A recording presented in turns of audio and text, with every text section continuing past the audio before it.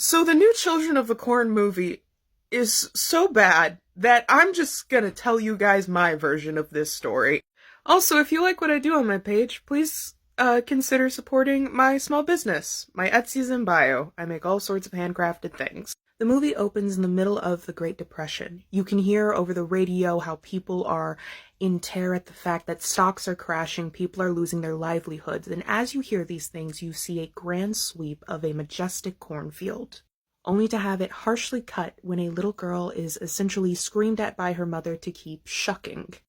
I'll give the movie one thing: they named one of the kids Eden, and I really like the name Eden, so I'm gonna use that. Eden is in the kitchen with her mother, and she is cleaning corn for them to make breakfast with it. If you don't know, corn is a pretty versatile little vegetable. You can make some stuff with it. It's not as brilliant as the potato, but still. Eden mentions how she's tired of eating corn, and her mother scolds her, saying she's lucky she has food at all, considering the time they are in. Her father coming in from the fields, stating that something's been killing stuff in the rows. He wonders if it's maybe the neighborhood boys pulling a prank, but the way that the animals have been ripped apart and left there with their organs taken from them, he feels like it must be something like a wolf or a coyote.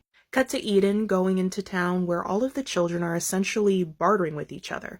One girl's family grows some wheat, so she gives that. One boy's family grows some potatoes, and they have their own little economy, seeing as how the outside economy has completely collapsed.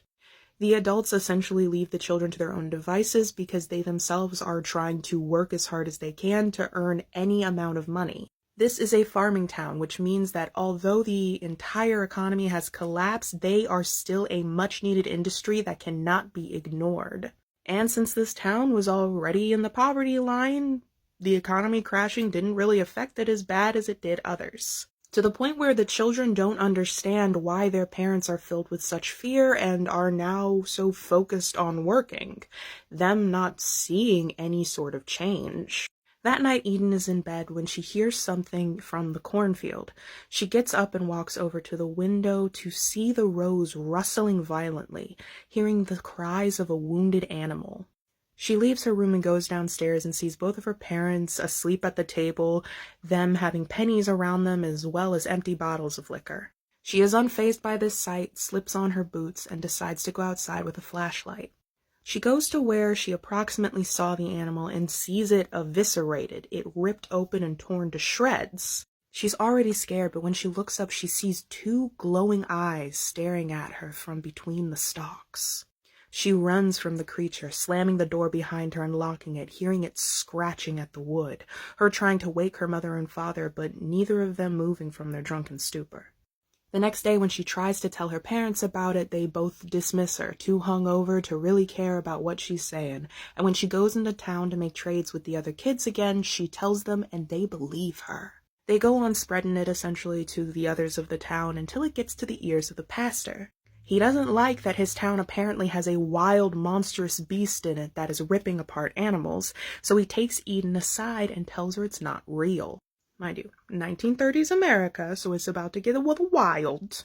Eden openly defies him, says she saw it with her own eyes and nothing he can say can convince her, him enraged by this. Him stating that she is a child, she is a girl, and she will do as he commands.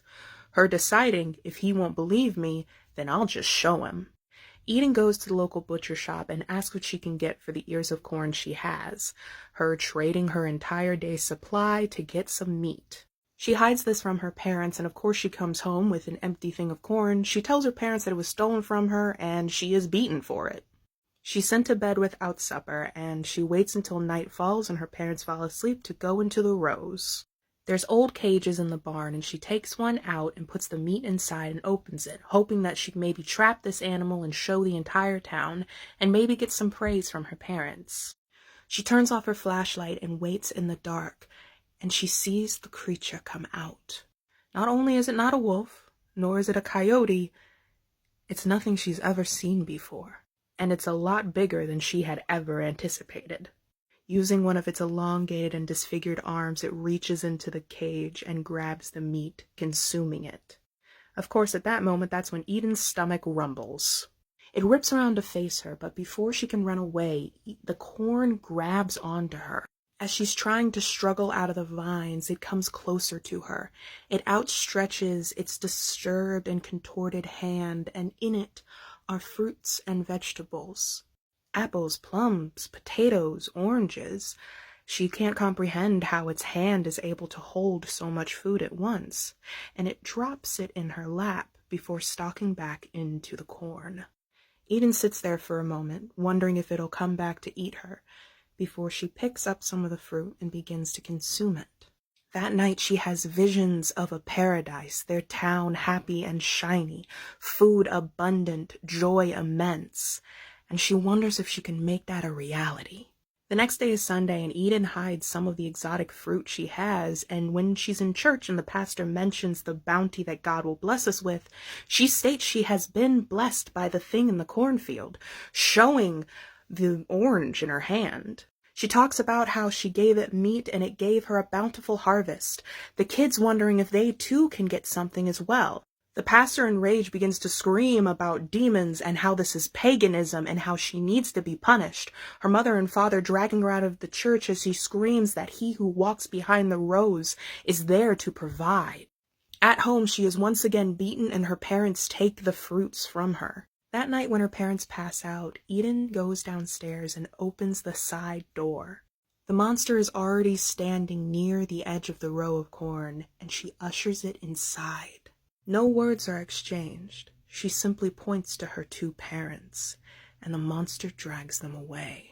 In the morning, when Eden comes downstairs, she finds that the table is covered in fruits, vegetables, flowers, gorgeous, precious stones and beads, as well as silky fabrics. She dons herself in the fabrics, makes necklaces and bracelets out of the beads, takes the fruit in her basket, and goes to town, telling the children of what she was given by the monster.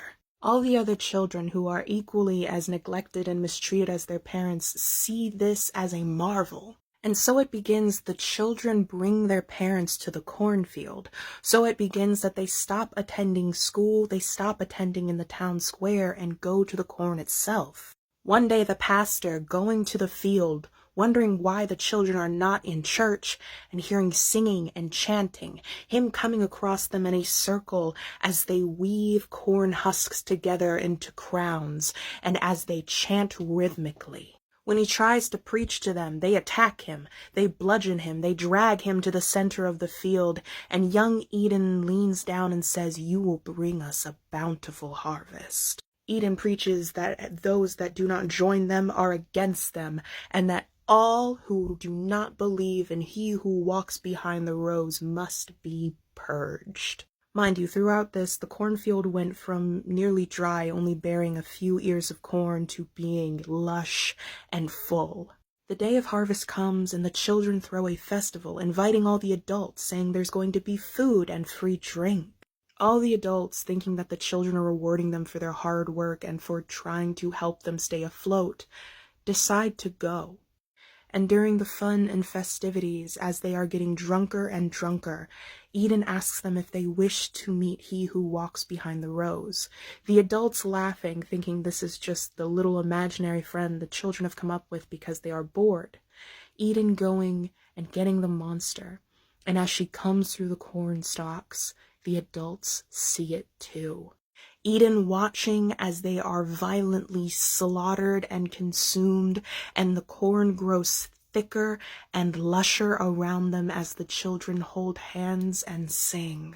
Cut to a few years later, and Eden is 18. She is being adorned with silk and flowers. People are crying and begging her to rethink it. But she simply says it is her time. They don her with a corn husk crown, and she walks into the rows. The others that have turned 18 slowly going in behind her. The other children of the town watch on, them adorned in their own silks and fabrics, them wearing flower crowns. Some of them alone, some of them pregnant. They sing and chant as screams echo from the cornfield, and it grows lusher and denser.